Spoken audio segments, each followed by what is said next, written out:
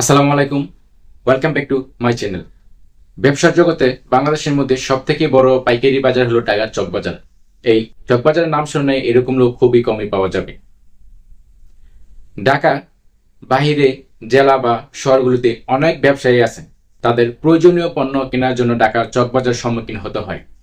কিন্তু চকবাজার কোথায় কি পণ্য পাওয়া যায় পাইকার দামে, সেটা না জানার কারণে অনেক ভোগান্তিতে পড়তে হয়।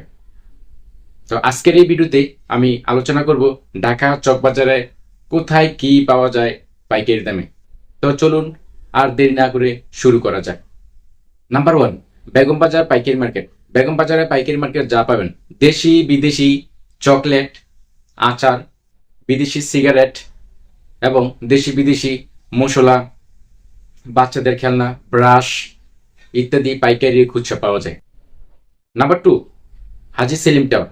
হাজি সেলিম টাওয়ারে যে পণ্য পাবেন দেশি বিদেশি ইমিটেশন জুয়েলারি, ব্যান, কাঁকড়া এবং বিভিন্ন ধরনের বিদেশি কসমেটিক্স পাওয়া যায় এই হাজি সেলিম টাওয়ারে। Number 3, Soleman tower. সোলেমান টাওয়ারে যা পাবেন কসমেটিক্সের পাশাপাশি বিভিন্ন ধরনের দেশ বিদেশি ঘড়ি, চশমা এবং গায়ের হলুদের সাজুনি। Number 4, Madina Ashiq tower. মদিনা আশিক টাওয়ারে যা পাবেন এখানে দেশি বিদেশি মহিলাদের লেডিস ব্যাগ, বেল এবং বিভিন্ন ধরনের কসমেটিক্স পাওয়া যায় এই আশিক টাওয়ারে। মৌলভীবাজার। মশলা জগতে সব থেকে বড় পাইকারি বাজার হলো মৌলভীবাজার। এখানে এমন কোনো মশলা নাই যে পাবেন না, এবং মুদি ও মনিহারির দোকানে সব পণ্য পাবেন, তার পাশাপাশি পাবেন কেমিক্যাল এবং দেশি বিদেশি কসমেটিক্স।